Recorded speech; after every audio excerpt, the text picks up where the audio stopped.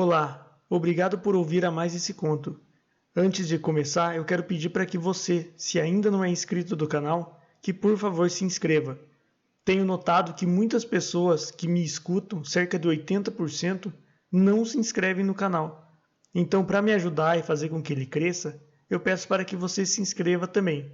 Se você já é inscrito, meu muito obrigado. Capítulo dos Chapéus, de Machado de Assis. Musa, canta o despeito de Mariana, esposa do bacharel Conrado Seabra, naquela manhã de abril de 1879. Qual a causa de tamanho alvoroço? Um simples chapéu leve, não deselegante, um chapéu baixo.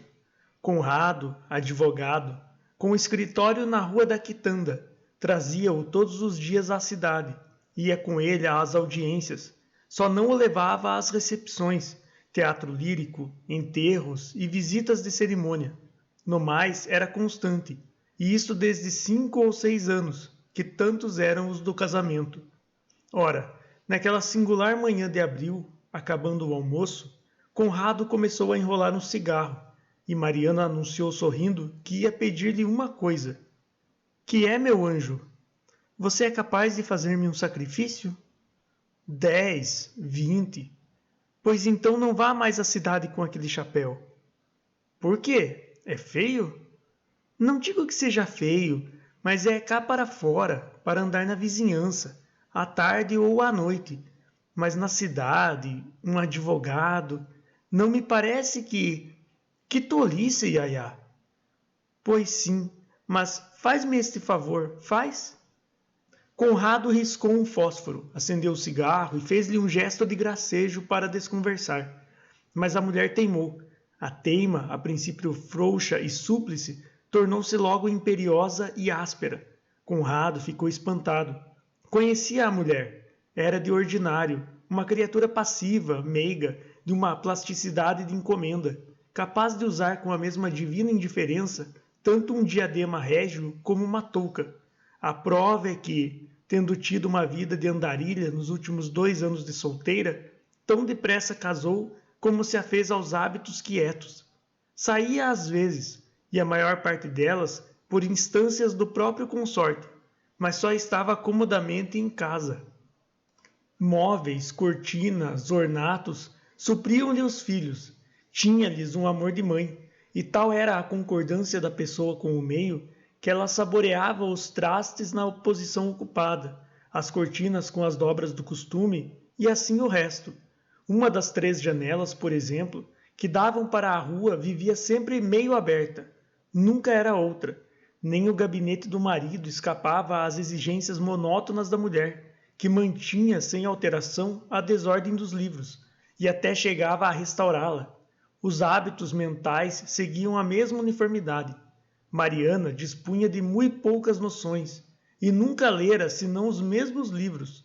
A Moreninha de Macedo, 7 vezes. Ivanhoé e o Pirata de Walter Scott, 10 vezes. O Mote de l'Enigme de Madame Craven, 11 vezes.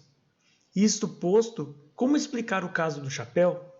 Na véspera, à noite, enquanto o marido fora a uma sessão do Instituto da Ordem dos Advogados, o pai de Mariana veio à casa deles.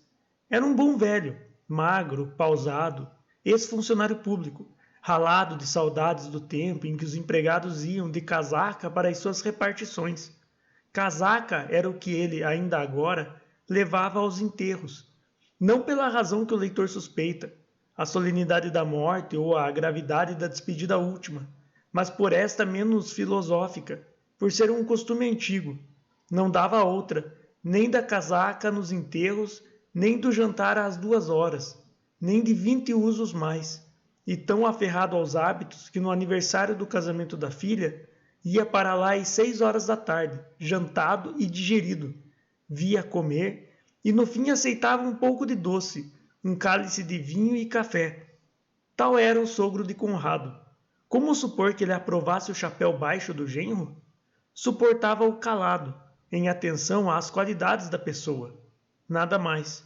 Acontecera-lhe, porém, naquele dia, vê-lo de relance na rua, de palestra com outros chapéus altos de homens públicos, e nunca lhe pareceu tão torpe, De noite, encontrando a filha sozinha, abriu-lhe o coração, pintou-lhe o chapéu baixo como a abominação das abominações e instou com ela para que o fizesse desterrar. Conrado ignorava essa circunstância, origem do pedido. Conhecendo a docilidade da mulher, não entendeu a resistência, e porque era autoritário e voluntarioso, a teima veio irritá-lo profundamente. Conteve-se ainda assim, preferiu mofar do caso. Falou-lhe com tal ironia e desdém que a pobre dama sentiu-se humilhada. Mariana quis levantar-se 2 vezes. Ele obrigou-a a ficar, a primeira pegando-lhe levemente no pulso, a segunda subjugando-a com o olhar, e dizia sorrindo: Olhe, Yaya, tenho uma razão filosófica para não fazer o que você me pede. Nunca lhe disse isto, mas já agora confio-lhe tudo. Mariana mordia o lábio, sem dizer mais nada. Pegou de uma faca e entrou a bater com ela devagarinho para fazer alguma coisa. Mas nem isso mesmo consentiu o marido, que lhe tirou a faca delicadamente e continuou. A escolha do chapéu não é uma ação indiferente, como você pode supor. É regida por um princípio metafísico. Não cuide que quem compra um chapéu exerce uma ação voluntária e livre. A verdade é que obedece a um determinismo obscuro. A ilusão da liberdade existe arraigada nos compradores e é mantida pelos chapeleiros que, ao verem um freguês ensaiar 30 ou 40 chapéus e sair sem comprar nenhum, imaginam que ele está procurando livremente uma combinação elegante. O princípio metafísico é este. O chapéu é a integração do homem, um prolongamento da cabeça, um complemento decretado ab eterno. Ninguém o pode trocar sem mutilação. É uma questão profunda que ainda não ocorreu a ninguém. Os sábios têm estudado tudo, desde o astro até o verme, ou para exemplificar bibliograficamente, desde Laplace. Você nunca leu Laplace? Desde Laplace e a mecânica celeste, até Darwin e o seu curioso livro das minhocas, e, entretanto, não se lembraram ainda de parar diante do chapéu e estudá-lo por todos os lados. Ninguém advertiu que há uma metafísica do chapéu. Talvez eu escreva uma memória a esse respeito. São 9h03. Não tenho tempo de dizer mais nada, mas você reflita consigo e verá. Quem sabe, pode ser até que nem mesmo o chapéu seja complemento do homem, mas o homem do chapéu. Mariana venceu-se afinal e deixou a mesa. Não entendera nada daquela nomenclatura áspera nem da singular teoria, mas sentiu que era um sarcasmo e dentro de si chorava de vergonha. O marido subiu para vestir-se, desceu daí a alguns minutos e parou diante dela com o famoso chapéu na cabeça. Mariana achou-lhe na verdade torpe, ordinário, vulgar, nada sério. Conrado despediu-se cerimoniosamente e saiu. A irritação da dama tinha afrouxado muito, mas o sentimento de humilhação subsistia. Mariana não chorou, não clamou, como supunha que ia fazer, mas consigo mesma recordou a simplicidade do pedido, os sarcasmos de Conrado, e posto reconhecesse que fora um pouco exigente, não achava justificação para tais excessos. Ia de um lado para o outro sem poder parar. Foi à sala de visitas, chegou à janela meio aberta, viu ainda o marido na rua, à espera do bonde, de costas para a casa, com o eterno e torpíssimo chapéu na cabeça. Mariana sentiu-se tomada de ódio contra essa peça ridícula.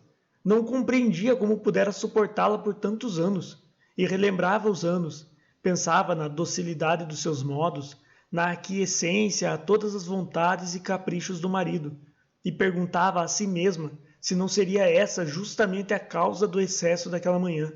Chamava-se tola, moleirona.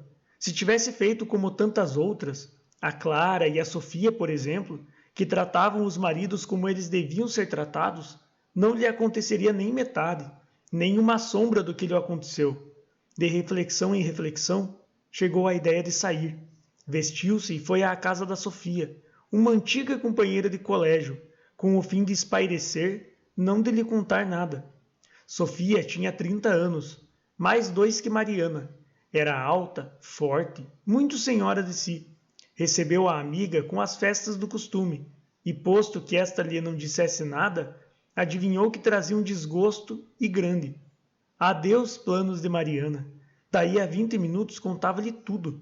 Sofia riu dela, sacudiu os ombros, disse-lhe que a culpa não era do marido.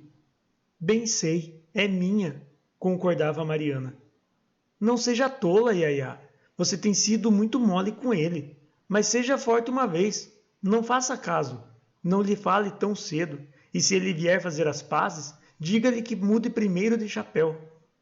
Veja você, uma coisa de nada. No fim de contas, ele tem muita razão, tanta como outros. Olhe a pamonha da Beatriz. Não foi agora para a roça, só porque o marido implicou com o inglês que costumava passar a cavalo de tarde? Coitado do inglês. Naturalmente nem deu pela falta. A gente pode viver bem com seu marido, respeitando-se, não indo contra os desejos um do outro, sem pirraças, nem despotismo. Olhe, eu cá vivo muito bem com o meu Ricardo. Temos muita harmonia. Não lhe peço uma coisa que ele não me faça logo, mesmo quando não tem vontade nenhuma. Basta que eu feche a cara, obedece logo. Não era ele que teimaria assim por causa de um chapéu. Tinha que ver, pois não, onde iria ele parar? Mudava de chapéu, quer quisesse, quer não. Mariana ouvia com inveja essa bela definição do sossego conjugal. A rebelião de Eva embocava nela os seus clarins, e o contato da amiga dava-lhe um prurido de independência e vontade. Para completar a situação, esta Sofia não era só muito senhora de si, mas também dos outros. Tinha olhos para todos os ingleses, a cavalo ou a pé. Honesta, mas namoradeira. O termo é cru e não há tempo de compor outro mais brando. Namorava à torto e à direita, por uma necessidade natural, um costume de solteira. Era o troco miúdo do amor, que ela distribuía a todos os pobres que lhes batiam à porta. Um níquel a um, outro a outro, nunca uma nota de 5.000 réis, menos ainda uma apólice. Ora, este sentimento caritativo induziu-a a propor à amiga que fossem passear, ver as lojas, contemplar a vista de outros chapéus bonitos e graves. Mariana aceitou. Um certo demônio soprava nela as fúrias da vingança. Demais, a amiga tinha o dom de fascinar, virtude de Bonaparte, e não lhe deu tempo de refletir. Pois sim, iria. Estava cansada de viver cativa. Também queria gozar um pouco, etc, etc. Enquanto Sofia foi vestir-se, Mariana deixou-se estar na sala, irrequieta e contente consigo mesma. Planeou a vida de toda aquela semana, marcando os dias e horas de cada coisa, como numa viagem oficial. Levantava-se, sentava-se, ia à janela, à espera da amiga. Sofia parece que morreu, dizia de quando em quando. De uma das vezes que foi à janela, viu passar um rapaz a cavalo. Não era inglês, mas lembrou-lhe a outra, que o marido levou para a roça, desconfiado do inglês, e sentiu crescer-lhe o ódio contra a raça masculina, com exceção talvez dos rapazes a cavalo. Na verdade, aquele era afetado demais. Esticava a perna no estribo, com evidente vaidade das botas, dobrava a mão na cintura com um ar de figurino. Mariana notou-lhe esses dois defeitos, mas achou que o chapéu resgatava-os. Não que fosse um chapéu alto, era baixo, mas próprio do aparelho equestre. Não cobria a cabeça de um advogado indo gravemente para o escritório, mas a de um homem que espairecia ou matava o tempo. Os tacões de Sofia desceram a escada, compassadamente. Pronta, disse ela daí a pouco ao entrar na sala. Realmente estava bonita. Já sabemos que era alta. O chapéu aumentava-lhe o ar senhoril, e um diabo de vestido de seda preta, arredondando-lhe as formas do busto, fazia-a ainda mais vistosa. Ao pé dela, a figura de Mariana desaparecia um pouco. Era preciso atentar primeiro nesta para ver que possuía feições muito graciosas, uns olhos lindos, muita e natural elegância. O pior é que a outra dominava desde logo, e onde houvesse pouco tempo de as ver, tomava-o Sofia para si. Este reparo seria incompleto se eu não acrescentasse que Sofia tinha consciência da superioridade e que apreciava por isso mesmo as belezas do gênero Mariana, menos derramadas e aparentes. Se é um defeito, não me compete emendá-lo. Onde vamos nós? Perguntou Mariana. Que tolice! Vamos passear a cidade. Agora me lembro, vou tirar o retrato, depois vou ao dentista. Não, primeiro vamos ao dentista. Você não precisa de ir ao dentista? Não. Nem tirar o retrato? Já tenho muitos. E para quê? Para dá-lo àquele senhor? Sofia compreendeu que o ressentimento da amiga persistia e, durante o caminho, tratou de lhe pôr 1 ou 2 bagos mais de pimenta.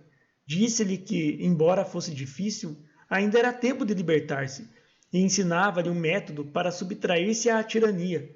Não convinha ir logo de um salto, mas devagar, com segurança, de maneira que lhe desse por si quando ela lhe pusesse o pé no pescoço. Obra de algumas semanas, 3 a 4, não mais. Ela, Sofia, estava pronta a ajudá-la e repetia-lhe que não fosse mole, que não era escrava de ninguém e etc. Mariana ia cantando dentro do coração a marselhesa do matrimônio. Chegaram à Rua do Ouvidor. Era pouco mais do meio-dia, muita gente andando ou parada, o movimento do costume. Mariana sentiu-se um pouco atordoada, como sempre lhe acontecia.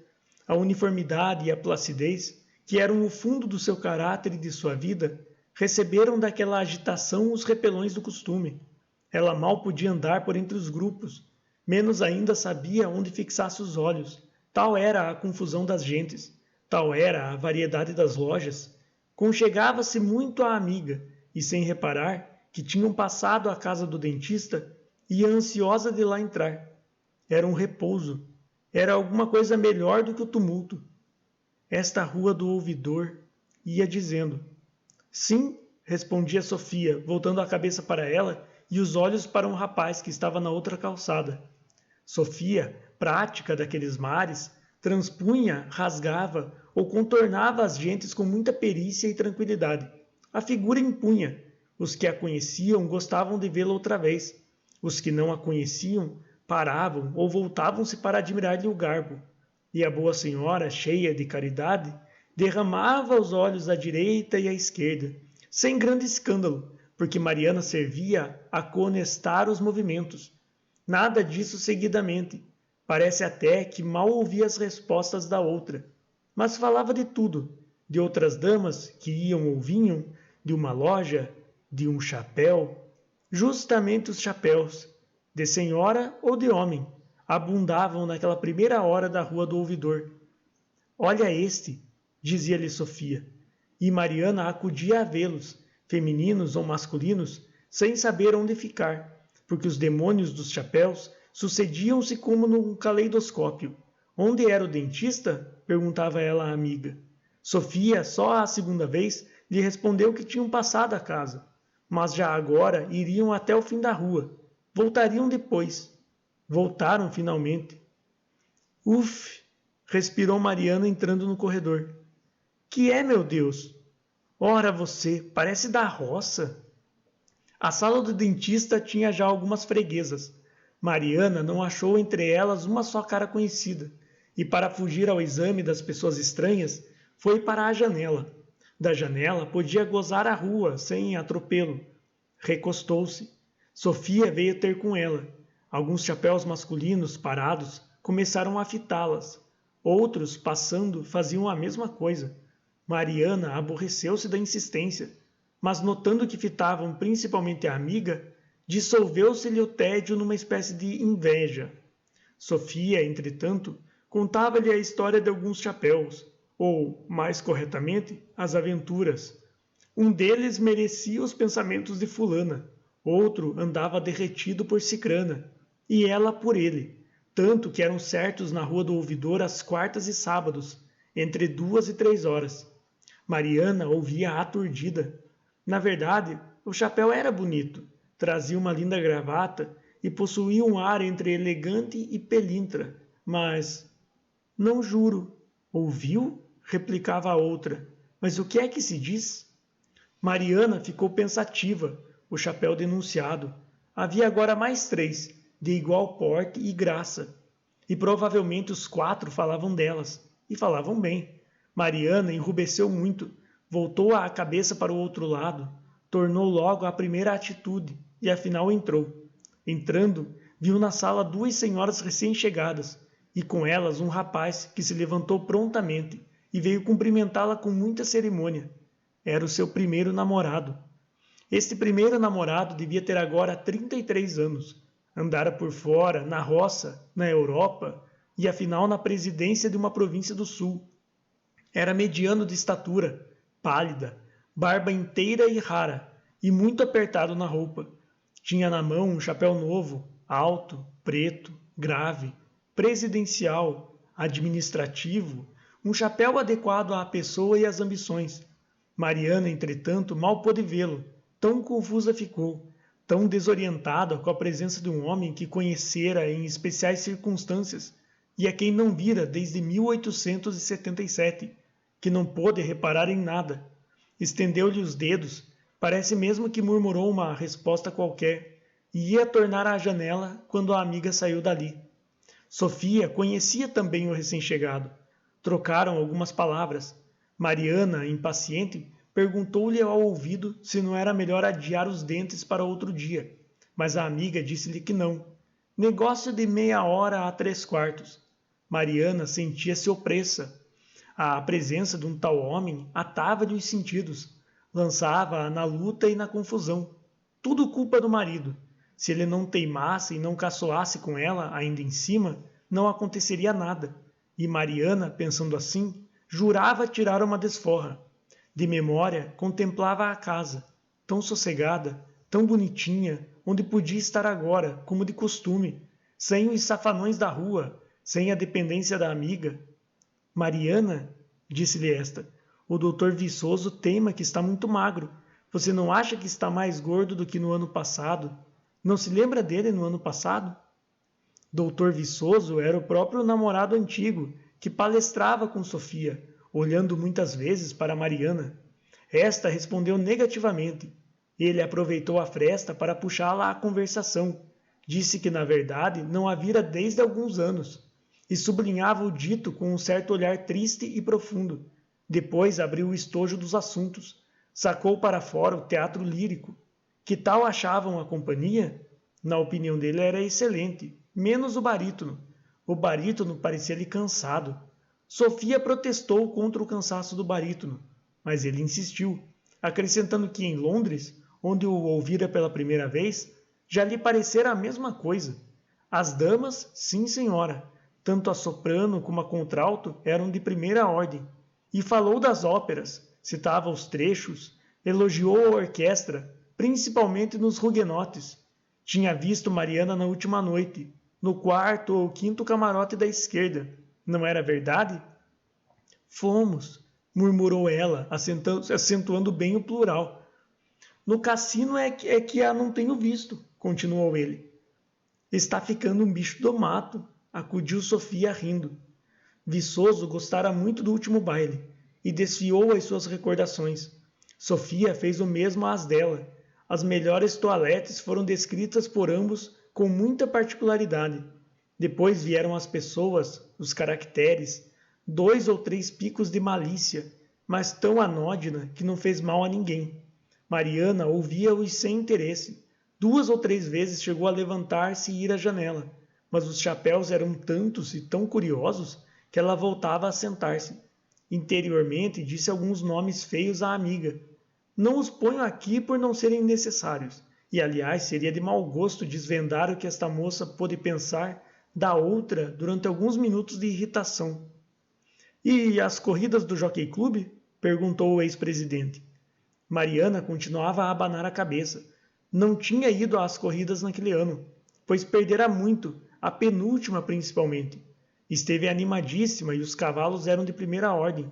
As de Epsom, que ele vira, quando esteve em Inglaterra, não eram melhores do que a penúltima do Prado Fluminense. E Sofia dizia que sim, que realmente a penúltima corrida honrava o Jockey Club. Confessou que gostava muito, dava emoções fortes. A conversação descambou em 2 concertos daquela semana. Depois tomou a barca, subiu a serra e foi para Petrópolis, onde 2 diplomatas lhe fizeram as despesas da estada. Como falassem da esposa do ministro, Sofia lembrou-se de ser agradável ao ex-presidente, declarando-lhe que era preciso casar também, porque em breve estaria no ministério. Viçoso teve uma estremeção de prazer, e sorriu e protestou que não. Depois, com os olhos em Mariana, disse que provavelmente não casaria nunca. Mariana enrubesceu muito e levantou-se. Você está com muita pressa, disse-lhe Sofia. Quantas são? Continuou voltando-se para Viçoso. Perto de 3, exclamou ele. Era tarde, tinha de ir à Câmara dos Deputados. Foi falar às 2 senhoras que acompanhara e que eram primas suas, e despediu-se. Vinha despedir-se das outras. Mas Sofia declarou que sairia também. Já agora não esperava mais. A verdade é que a ideia de ir à Câmara dos Deputados começara a faiscar-lhe na cabeça. Vamos à Câmara? Propôs ela a outra. Não, não, disse Mariana. Não posso, estou muito cansada. Vamos, um bocadinho só. Eu também estou muito cansada. Mariana teimou ainda um pouco, mas teimar contra Sofia, a pomba discutindo com o gavião, era realmente insensatez. Não teve remédio. Foi. A rua estava agora mais agitada. As gentes iam e vinham por ambas as calçadas e complicavam-se no cruzamento das ruas. De mais a mais, o obsequioso ex-presidente flanqueava as 2 damas, tendo-se oferecido para arranjar-lhes uma tribuna. A alma da Mariana sentia-se cada vez mais dilacerada de toda essa confusão de coisas. Perdera o interesse da primeira hora, e o despeito, que lhe dera forças para um voo audaz e fugídio, começava a afrouxar as asas, ou afrouxara-as inteiramente, e outra vez recordava a casa, tão quieta, com todas as coisas nos seus lugares, metódicas, respeitosas umas com as outras, fazendo-se tudo sem atropelo, e principalmente sem mudança imprevista. E a alma batia o pé, raivosa, não ouvia nada do que o Viçoso ia dizendo, conquanto ele falasse alto e muitas coisas fossem ditas para ela. Não ouvia, não queria ouvir nada, só pedia a Deus que as horas andassem depressa. Chegaram à Câmara e foram para uma tribuna. O rumor das saias chamou a atenção dos 20 deputados, que restavam, escutando um discurso de orçamento. Tão depressa o Viçoso pediu licença e saiu. Mariana disse rapidamente à amiga que não lhe fizesse outra. Que outra? Perguntou Sofia. Não me pregue outra peça como esta de andar de um lugar para outro feito maluca. Que tenho eu com a Câmara? Que me importam discursos que eu nem entendo? Sofia sorriu, agitou o leque e recebeu em cheio o olhar de um dos secretários. Muitos eram os olhos que a fitavam quando ela ia à Câmara, mas os do tal secretário tinham uma expressão mais especial, cálida e súplice. Entende-se, pois, que ela não o recebeu de supetão. Pode mesmo entender-se que o procurou curiosa. Enquanto acolhia esse olhar legislativo, ia respondendo à amiga, com brandura, que a culpa era dela e que a sua intenção era boa, era restituir-lhe a posse de si mesma. Mas se você acha que a aborreço, não venha mais comigo, concluiu Sofia, e inclinando-se um pouco. Olha o ministro da Justiça. Mariana não teve remédio, senão ver o ministro da Justiça. Este aguentava o discurso do orador, um governista, que provava a conveniência dos tribunais correcionais e, incidentemente, compendiava a antiga legislação colonial. Nenhum à parte, um silêncio resignado, polido, discreto e cauteloso. Mariana passeava os olhos de um lado para o outro, sem interesse. Sofia dizia-lhe muitas coisas, para dar saída a uma porção de gestos graciosos. No fim de 15 minutos, agitou-se a Câmara, graças a uma expressão do orador e uma réplica da oposição. Trocaram-se a partes, os segundos mais bravos que os primeiros, e seguiu-se um tumulto que durou perto de 1/4 de hora. Esta diversão não o foi para Mariana, cujo espírito plácido e uniforme ficou atarantado no meio de tanta e tão inesperada agitação. Ela chegou a levantar-se para sair, mas sentou-se outra vez. Já agora estava disposta a ir ao fim, arrependida e resoluta, a chorar só consigo as suas mágoas conjugais. A dúvida começou mesmo a entrar nela. Tinha razão no pedido ao marido, mas era caso de doer-se tanto? Era razoável o espalhafato? Certamente que as ironias dele foram cruéis, mas, em suma, era a primeira vez que ela lhe batera o pé, e naturalmente a novidade irritou-o. De qualquer modo, porém, fora um erro ir revelar tudo à amiga. Sofia iria talvez contá-lo a outras. Esta ideia trouxe um calafrio a Mariana. A indiscrição da amiga era certa. Tinha-lhe ouvido uma porção de histórias de chapéus masculinos e femininos, coisa mais grave do que uma simples briga de casados. Mariana sentiu necessidade de lisonjeá-la e cobriu a sua impaciência e zanga com uma máscara de docilidade hipócrita. Começou a sorrir também, a fazer algumas observações a respeito de um ou outro deputado, e assim chegaram ao fim do discurso e da sessão. Eram 4 horas dadas. Toca a recolher, disse Sofia, e Mariana concordou que sim, mas sem impaciência, e ambas tornaram a subir a rua do ouvidor. A rua, a entrada no bonde completaram a fadiga do espírito de Mariana, que afinal respirou quando viu que ia a caminho de casa. Pouco antes de apear-se a outra, pediu-lhe que guardasse segredo sobre o que lhe contara. Sofia prometeu que sim. Mariana respirou. A rola estava livre do gavião. Levava a alma doente dos encontrões vertiginosa da diversidade de coisas e pessoas. Tinha necessidade de equilíbrio e saúde. A casa estava perto, à medida que ia vendo as outras casas e chácaras próximas. Mariana sentia-se restituída a si mesma. Chegou finalmente. Entrou no jardim, respirou. Era aquele o seu mundo, menos um vaso que o jardineiro trocara de lugar. João, bota este vaso onde estava antes, disse ela. Tudo o mais estava em ordem. A sala de entrada, a de visitas, a de jantar, os seus quartos, tudo. Mariana sentou-se primeiro, em diferentes lugares, olhando bem para todas as coisas, tão quietas e ordenadas. Depois de uma manhã inteira de perturbação e variedade, a monotonia trazia-lhe um grande bem, e nunca lhe pareceu tão deliciosa.